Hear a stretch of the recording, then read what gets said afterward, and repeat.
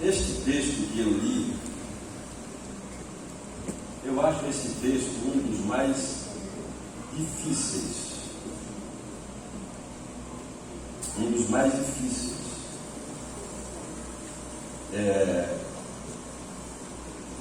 De compreender.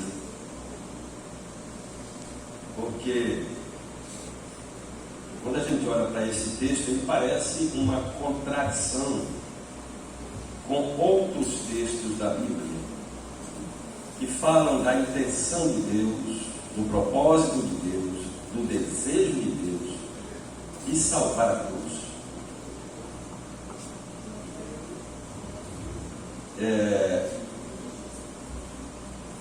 Quando Jesus diz assim: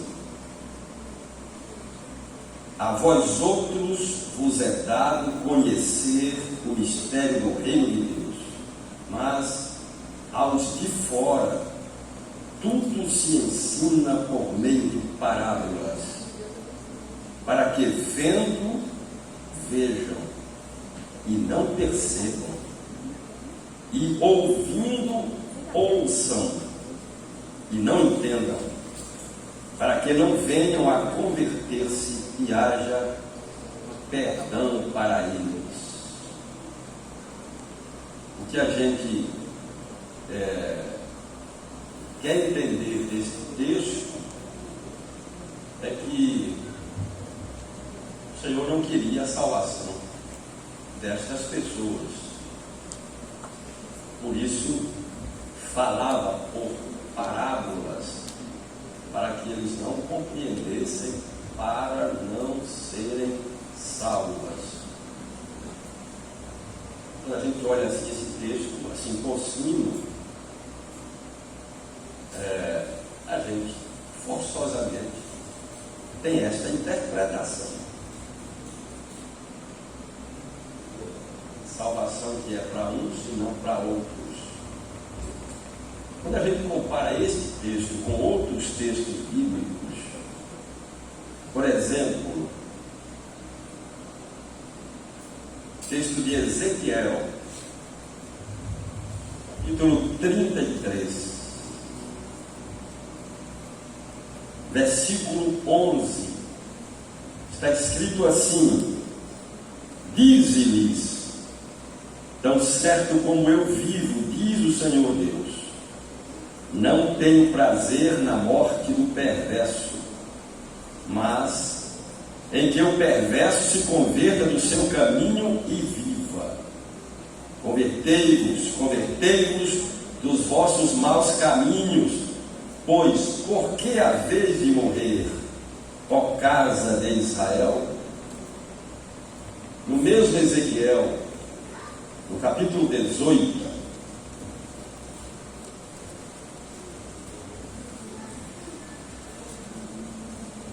versículo 23, também está escrito assim: acaso tenho eu prazer na morte do perverso, diz o Senhor Deus? Não desejo eu antes que ele se converta dos seus caminhos e viva? Texto de Pedro, segunda carta de Pedro, capítulo 3, versículo 9: não retarda o Senhor a sua promessa, como alguns a julgam demorada. Pelo contrário, ele é longânimo para convosco, não querendo que nenhum pereça, senão que todos cheguem ao arrependimento. Texto de Paulo a Timóteo,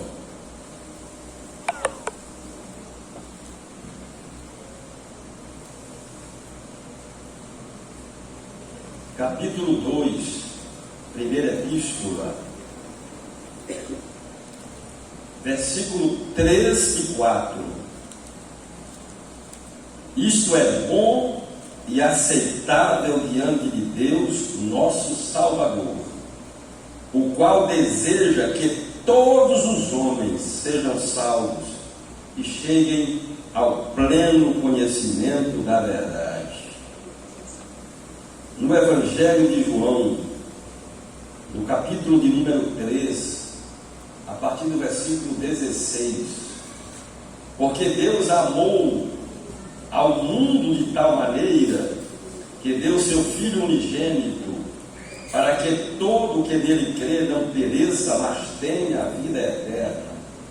Porquanto Deus enviou o seu Filho ao mundo, não para que julgasse o mundo, mas para que o mundo fosse salvo por ele.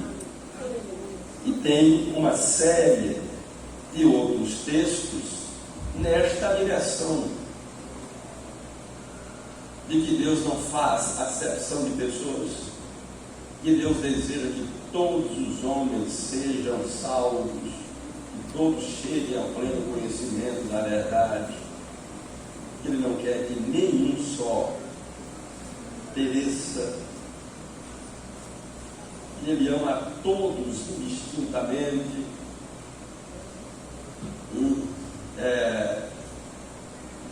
Mas esse texto que a gente leu parece contraditar todos esses outros, porque aqui Jesus está dizendo aos seus apóstolos e os discípulos: a vós outros vos é dado conhecer os mistérios do reino de Deus, mas aos de fora não.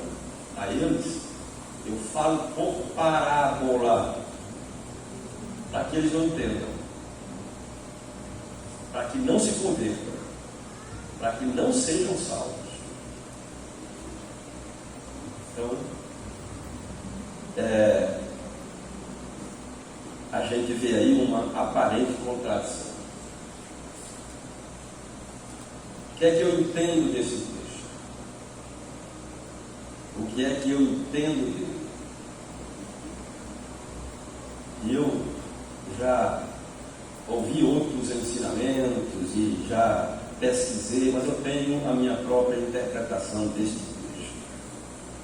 O que eu entendo desse texto é que o Senhor, quando fala, Ele está se referindo especificamente ao povo de Israel, à nação de Israel. Esses de fora a quem o Senhor se refere não são gentios, mas o povo de Israel. E em sendo o povo de Israel, o Senhor tem razão para fazer isso. Quando a gente lê João, capítulo 12, Evangelho segundo São João, capítulo 12. João, capítulo 12. Os versículos 37 a seguir, a explicação da incredulidade dos judeus. E embora tivesse feito tantos sinais na sua presença, não creram nele. Para se cumprir a palavra do profeta Isaías, que diz: Senhor, quem creu em nossa pregação? E a quem foi revelado o braço do Senhor?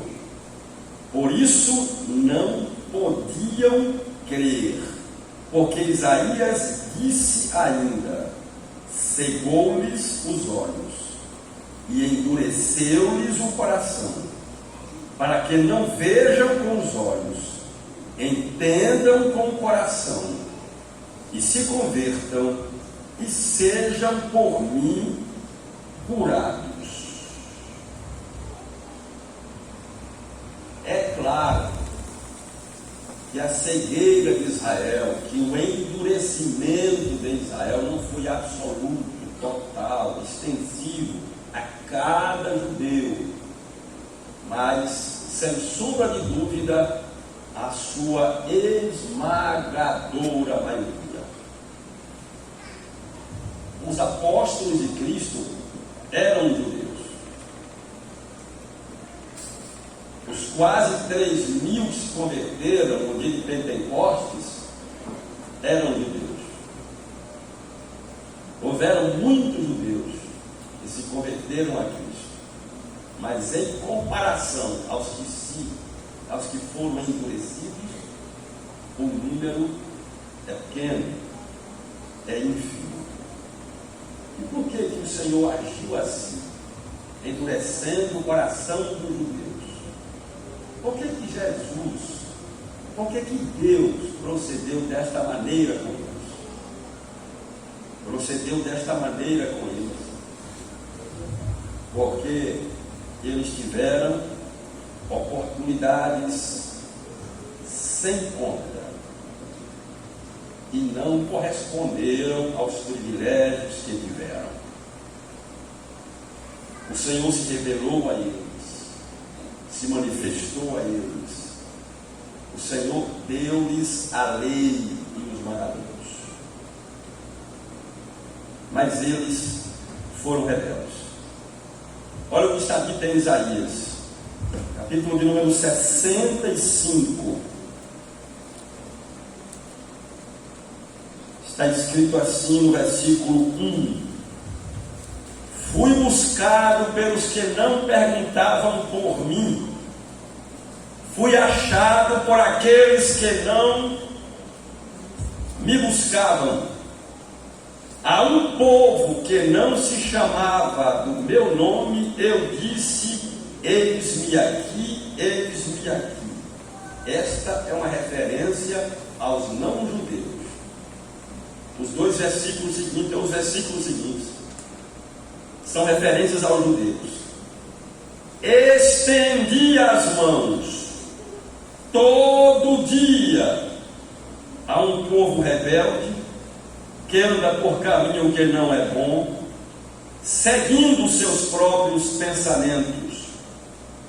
Povo que de contínuo me irrita abertamente, sacrificando em jardins e queimando incenso sobre altares de tijolos, que mora entre as sepulturas e passa as noites em lugares misteriosos, come carne de porco e tem no seu prato ensopado de carne abominável.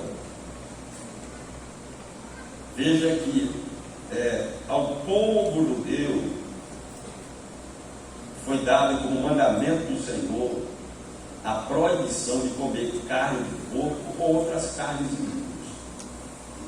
E este povo continuamente irritava ao Senhor com as suas transgressões e desobediência. Sempre que eu desobedeço, sempre que eu transgrido, fica mais fácil transgredir de novo, fica mais fácil desobedecer de novo. Sempre que eu me endureço diante de uma verdade, diante de uma revelação, eu preparo o meu coração de alguma forma para ser ainda mais endurecido. Talvez é por isso que pessoas que vêm no culto e que não são cristãs ainda e ouvem insistentemente a palavra de Deus e não se convertem, cada vez fica mais difícil. Por que é mais difícil converter alguém da terceira idade do que converter um jovem, do que converter um adolescente? Exatamente porque com o passar dos anos o coração vai se endurecendo. Cada vez que eu não respondo ao chamado divino, fica mais difícil eu atender o próximo chamado. Exatamente por isso que a gente vê, às vezes, uma pessoa que vem no culto pela primeira vez, ouve a palavra e se converte. Eu já vi inúmeros casos assim. Até gente que você olhava e dizia, pelo fato de você conhecer essa pessoa fora da igreja, uma vida absolutamente depravada, e aí a gente, olhando humanamente, diz que essa pessoa talvez seja uma pessoa muito difícil de se converter. Mas ela vem à igreja, ouve a palavra pela primeira vez, se derrete diante do Senhor, abre o coração e se entrega. E uma pessoa que vem no culto uma vez, vem duas, vem 10, vem 20, vem 30, é 1 ano, 2 anos, 3 anos, 10 anos, cada vez a possibilidade dela responder positivamente ao chamado divino vai ficando cada vez mais difícil. É exatamente por isso que a Bíblia diz: se hoje ouvirdes a voz do Espírito Santo, o que é que eu tenho que fazer? Não endureçais o vosso coração. Então, o povo de Israel teve privilégios que outras nações não tiveram. Tem um livro, Toca a Trombeta em Sião, do saudoso pastor David Wilkerson. Toca a Trombeta em Sião. É um livro duro, uma mensagem dura, especialmente uma mensagem dirigida aos norte-americanos, aos seus patrícios. E neste livro, o David Wilkerson diz: a América será queimada por fogo. Porque nenhuma outra nação no planeta recebeu mais luz, mais iluminação do que os Estados Unidos. E eles não corresponderam à iluminação e à revelação que receberam. Por isso serão castigados na mesma proporção.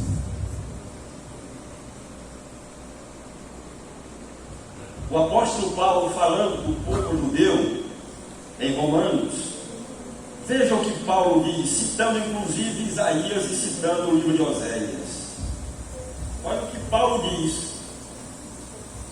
O prólogo, a epígrafe do texto, está em Romanos capítulo 10, a partir do versículo 16, Israel não pode alegar falta de oportunidade.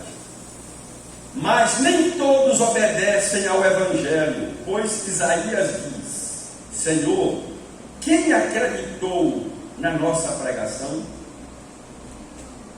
E assim a fé vem pela pregação, e a pregação pela palavra de Cristo.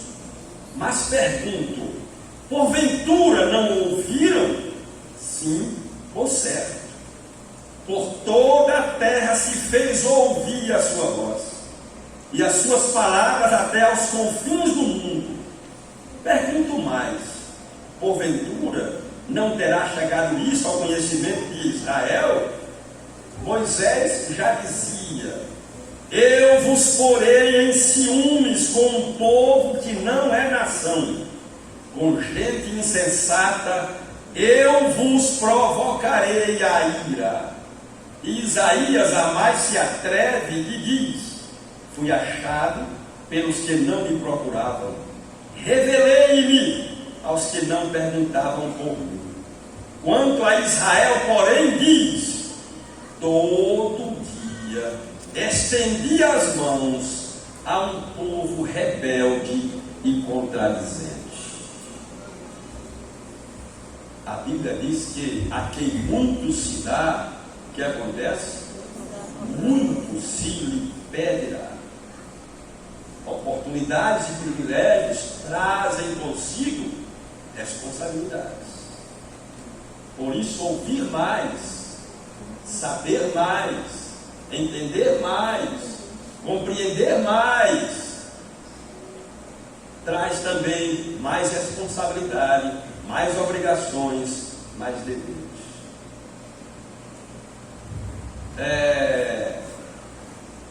E esse Israel tão destacado, tão distinguido, este Israel que foi separado como povo de Deus, povo peculiar do Senhor, este Israel que foi separado como uma menina dos olhos do Senhor, povo que foi trabalhado pelo Senhor, povo a quem o Senhor revelou a sua palavra, a sua vontade, povo a quem o Senhor deu os seus profetas, os seus mensageiros, que os exortava, que os confrontava, todo,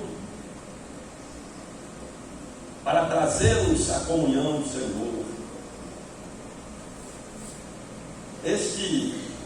Este povo se tornou tão rebelde, tão desobediente, que no capítulo 2 do livro do profeta Jeremias, Deus falando de Israel, do Israel de agora, do Israel do tempo de Jeremias, Deus está dizendo assim,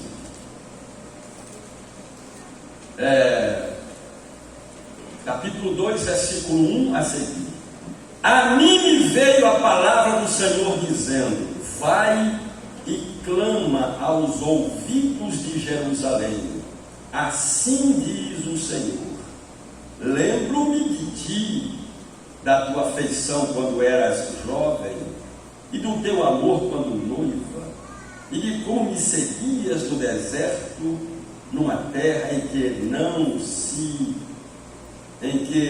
se não semeia.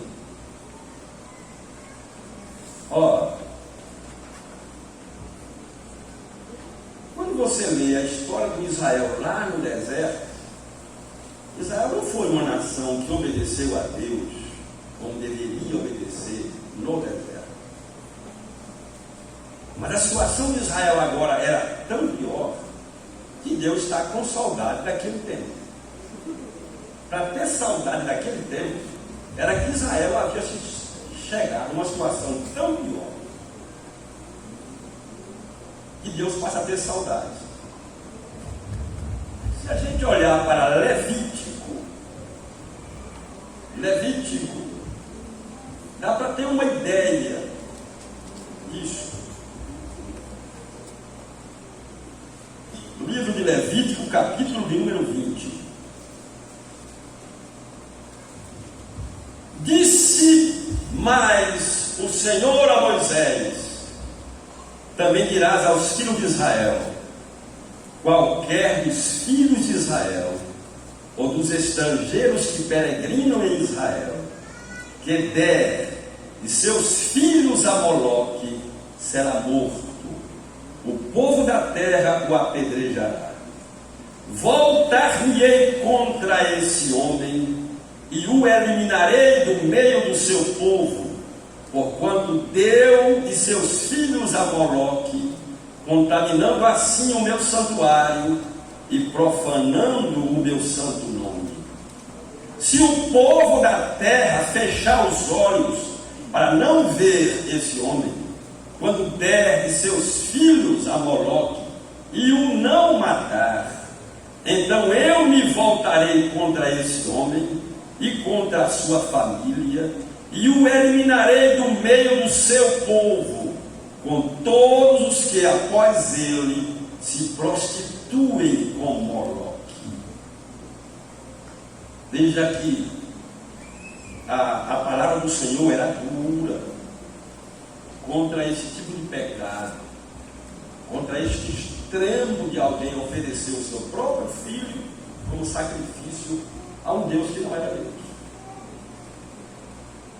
Então Israel estava avisado em relação a isso. A lei era contundente. Mas quando você olha Ezequiel capítulo 23, é um texto que eu sempre leio. Ezequiel capítulo 23.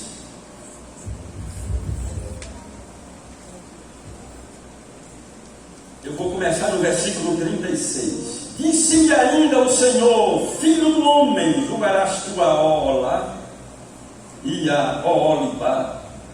Declara-lhes, pois, as suas abominações, porque adulteraram, e nas suas mãos a culpa de sangue. Com seus ídolos adulteraram, e até os seus filhos que lhe geraram ofereceram a eles para serem consumidos pelo fogo. Aqui Israel, em desobediência ao que a lei determinava, está oferecendo suas crianças como sacrifício a Moloque. É por isso que Deus tem saudade do Israel do deserto, e por pior que fosse, ainda era melhor do que o Israel destes tempos que eu estou lendo aqui. Ainda isto me fizeram: no mesmo dia contaminar o meu santuário e profanar os meus sábados. Pois, havendo sacrificado seus filhos aos ídolos, vieram no mesmo dia ao meu santuário para o profanarem, e assim o fizeram no meio da minha casa. Olha que situação que esse povo chegou. A lei dizia que se alguém oferecesse o seu filho a Moloque, esta pessoa teria que ser morta. E se as autoridades de Israel não tomassem a providência para matá-lo, o Senhor Deus mesmo faria. Então aquela era uma proibição radical contra a idolatria, um mal crônico na história do povo de Deus. Os anos se passam e agora os filhos de Israel estão vivendo em tal confusão teológica que eles eram capazes de descer ao vale de Inom, oferecer o seu filho em sacrifício a Moloque. Alguém só é capaz de colocar um filho nos braços de um Deus de metal, pouco aquecido, para que a criança torre nos braços dessa imagem de escultura, se essa pessoa realmente acreditar nisso. Se ela estiver absolutamente desviada, absolutamente aportatada da fé, se ela estiver em absoluta confusão teológica, em absoluta confusão doutrinária. Então alguém que faz isso, não faz por outro motivo a não ser por convicção mesmo. Quem sabe para que minha vida seja abençoada, para que a gente tenha uma grande colheita, aí pega e coloca essa criança nos braços de Moloque, lá talvez no vale de Inom.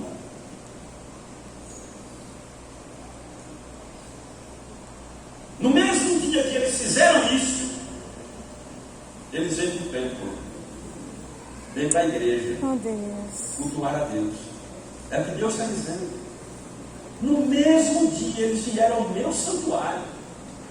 No mesmo dia. Veja, por que é que agora Deus está dizendo a este povo?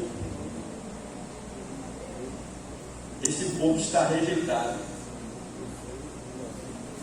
Este povo está rejeitado. Por isso é que para eles eu falo por parábolas, para que eles vejam, vejam e não enxerguem, ouvindo, ouçam e não compreendam, para que não seja salvo, para que não haja perdão para eles. Estão entendendo? Estão compreendendo isso? Estão compreendendo diante de Deus a nossa responsabilidade? Estão compreendendo que mesmo um crente, um servo de Deus ou uma serva de Deus, quando teima em endurecer o coração para as revelações de Deus, quando teimam em permanecer no pecado, entendendo que isso é pecado, permanece no pecado, mesmo sendo esclarecido, que ouve a palavra de Deus todo dia, mas não coloca em prática. Ouve a palavra de Deus, mas não obedece. Que nós também estamos correndo risco de chegarmos a um nível de endurecimento quando a palavra não fará nenhum efeito mais sobre a nossa vida, porque nós não vamos compreendê-la mais, não vamos discerni-la mais.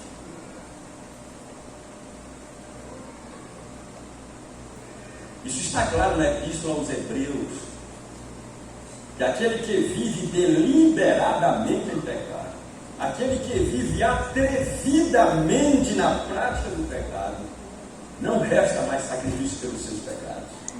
Ou seja, a pessoa chega num nível de endurecimento, onde o Espírito não fala mais com essa pessoa, onde ela vive uma confusão tão grande que ela é capaz de achar que Deus está em todos os lugares, que todo o caminho leva a Deus.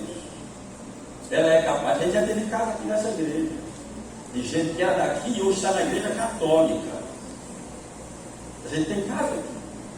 A gente estava aqui e hoje está na igreja católica. Uma pessoa é capaz de carregar uma escultura em procissão na rua e achar que isso é correto. Porque teimou durante tanto tempo contra a revelação de Deus, foi rebelde, se insubordinou, ouvindo o tempo todo a verdade, que a pessoa pode chegar num nível de cegueira, onde ela não vai conseguir mais compreender as coisas de Deus. Porque não é possível que nada foi mais combatido em Israel do que a idolatria. Nada foi mais combatido. Nada foi mais combatido do que a idolatria. Nada. A idolatria se tornou um mal crônico e os profetas eram o tempo todo combatendo a idolatria. E a idolatria esteve sempre presente. Não só nos homens simples, mas nas autoridades de Israel, nos homens da lei, nos sacerdotes, nos profetas falsos, nos reis, nos palácios, esteve sempre presente. O texto diz que Deus enviou os seus profetas de madrugada e falava com esse povo insistentemente, até, diz o texto de Crônicas, que não houve mais remédio algum. E aí, quando Deus nos entregou, a gente tem agora uma grande maioria dos judeus. Essa grande maioria foi endurecida, de maneira que é com esses que Jesus está falando. Eu não acredito que Jesus esteja falando aqui com os gentios. Não é com os gentios, porque os gentios não tiveram a oportunidade que Israel teve. Tanto que a gente vê aqui de novo, no livro de Romanos, carta de Paulo aos Romanos, onde Paulo fala assim, versículo 11, porque a Escritura diz, todo aquele que nele crê não será confundido, pois não há distinção entre judeu e grego, uma vez que o mesmo é o Senhor, de todos rico para com todos que o invocam, porque todo aquele que invocar o nome do Senhor será salvo. Como porém invocarão aquele em quem não creram? E como crerão naquele de que nada ouviram? Como ouvirão se não há quem pregue? E como pregarão se não forem enviados? Como está escrito, quão formosos são os pés dos que anunciam coisas boas. Então, a mensagem aos gentios era que o Evangelho a eles deveria ser pregado, para que eles tivessem a oportunidade de ouvir, para poder crer. Mas Israel não, porque Israel ouviu o tempo todo e se endureceu. E as coisas que aconteceram com Israel, essas coisas aconteceram, servem para nos avisar da mesma forma. Lembra do que Estevão disse aos judeus? Homens de dura cerviz, vocês sempre resistiram ao Espírito Santo, tanto vocês quanto os vossos pais. Ouviram e não obedeceram. Aí Jesus está dizendo, as parábolas estabeleciam uma seleção. Após outros é dado conhecer os mistérios do rei, mas aos outros não. Onde existem pessoas dentro da igreja vivendo em absoluta confusão teológica. Existem pessoas dentro da igreja absolutamente perdidas, confusas e tentando confundir outras. O que é que tem? Que nada, isso não tem nada demais. Que nada, isso é besteira. Porque essas pessoas estão vivendo num nível de confusão em que o Espírito Santo se retirou delas e elas não conseguem mais entender o conteúdo das Escrituras Sagradas. Por isso que você vê um Caio Fábio da vida, que foi um grande pregador no passado, hoje com o cabelo no meio das costas e achando que é absolutamente normal uma relação entre pessoas do mesmo sexo. Por isso que você vê um Ricardo Gondim, que também foi um grande pregador no passado e que hoje também está a favor da união entre pessoas do mesmo sexo.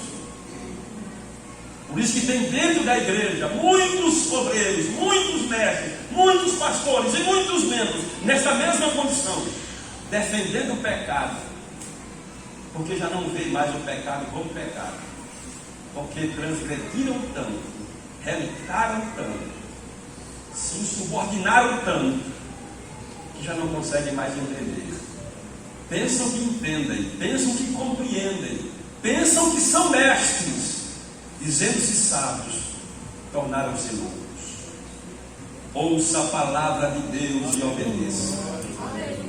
Não demore em obedecer. Não demore em obedecer. Abra o seu coração.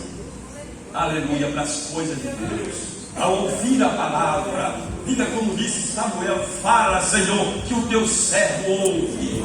Não diga que a palavra de Deus é dura, não diga que é impossível obedecer. Abra o seu coração e obedeça. Cada vez que você obedece, você se prepara para obedecer de novo. Cada vez que obedece, fica mais fácil obedecer de novo. Cada vez que você ouve e atende, você fica mais sensível à voz do Espírito. Cada vez que você se rebela, fica mais difícil atender da próxima vez que o Senhor lhe falar. Que Deus tenha misericórdia de nós. Lembre-se de que um dos grandes sinais da volta de Jesus é a apostasia. E a Bíblia é enfática: muitos se apostatarão da fé. Paulo diz: o Senhor não virá sem que primeiro aconteça o quê? A apostasia. E o que é apostasia? A apostasia é a revolta consciente da pessoa contra a doutrina que ela seguia até então e obedecia. A apostasia é a pessoa se virar contra o que cria e passar a crer numa outra coisa. Isso é apostasia. Não é apenas alguém que caiu, alguém que tombou. Não. É alguém que abraçou uma outra fé, como esse caso que eu citei aqui há pouco, de alguém achar que é normal oferecer um filho a Moloque. Tem que ser muito doido para achar que podia oferecer um filho a Moloque. Nós temos um outro caso no livro dos Juízes, são inúmeros casos assim, mas no livro dos Juízes tem um caso muito sintomático da história de Israel, quando um cidadão chamado Mica chama sua mãe e diz: mãe, eu recuperei aquele dinheiro que a senhora tinha perdido, que alguém tinha levado, e a senhora ficava inventando maldições por isso. Eu recuperei esse dinheiro. E entregou à mãe. E a mãe disse: eu devolvo esse dinheiro ao meu filho, para que você faça ao Senhor uma imagem de escultura e outra de fundição. Olha, ela disse: para que seja feita ao Senhor. Senhor ali que ela usa é as 4 letrinhas do tetragrama, é o nome da aliança de Deus com Israel. Ela diz: para que seja feita uma imagem de escultura ao Senhor e outra de fundição. Então a pessoa pode chegar neste nível quando não é mais possível compreender a verdade e servir a verdade. Seja sensível, não importa o que ele diga, se lhe chamam de fanático, não é? De puxa-saco, seja o que for, seja obediente à palavra de Deus, porque o Espírito Santo, quando encontra um coração obediente, ele torna esse coração mais obediente ainda. Por isso que a Bíblia diz: quem é limpo, acontece o quê? Limpe-se mais ainda, mas quem é sujo, suje-se mais ainda. Você é limpo. Jesus disse: vós já estáis limpos pela palavra que eu vos tenho falado, porque a palavra de Deus é instrumento de purificação do nosso coração e da nossa mente. Deus abençoe a todos os irmãos. Deus abençoe os nossos irmãos que estão nos assistindo agora pela internet. Que a palavra de Deus tenha resultado em seu coração. Não endureça o seu coração. Ouça a palavra de Deus e se abra diante dela, porque isto abençoará a sua vida e a vida da sua família. Deus abençoe a todos. Curve a sua cabeça. Oh Jesus, meu Pai,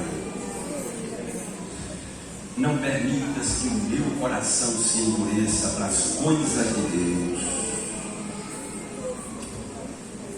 Torna-me cada vez mais sensível à tua voz. Que eu seja ainda capaz de chorar lendo a tua palavra, capaz de chorar ouvindo a mensagem do Senhor. Ó meu Deus, que eu enxergue as coisas como elas são. Meu Deus, que não haja em minha mente, nem na mente do teu povo, nenhum tipo de confusão, mas que os meus olhos olhem direito e que a minha mente compreenda perfeitamente as coisas como o Senhor quer que seja. Abençoa o teu povo, Senhor. Não deixe que o nosso coração se endureça e se aparte do Senhor. Que o nosso coração não seja um coração perverso, mas seja um coração sensível, um coração de carne. Como o Senhor diz, tirarei de vocês o coração de pedra e vos darei coração de carne. Um coração, Senhor, disposto a obedecer, um coração humilde, sensível, que ouve a tua voz e se prostra e se rende, não se insubordina, mas se rende humilhado, como o Senhor mesmo disse: bem-aventurados humildes de coração, porque deles é o reino dos céus. Abençoa o teu povo assim, Pai, no nome de Jesus eu te peço. Amém, amém, amém. Glória a Deus. Que esta bênção esteja sobre a sua vida. Não permita que o seu coração se endureça. Tem um texto que diz, no livro de Carta aos Hebreus, que a gente tivesse cuidado para que o nosso coração não fosse endurecido pelo pecado. E Deus nos ajude.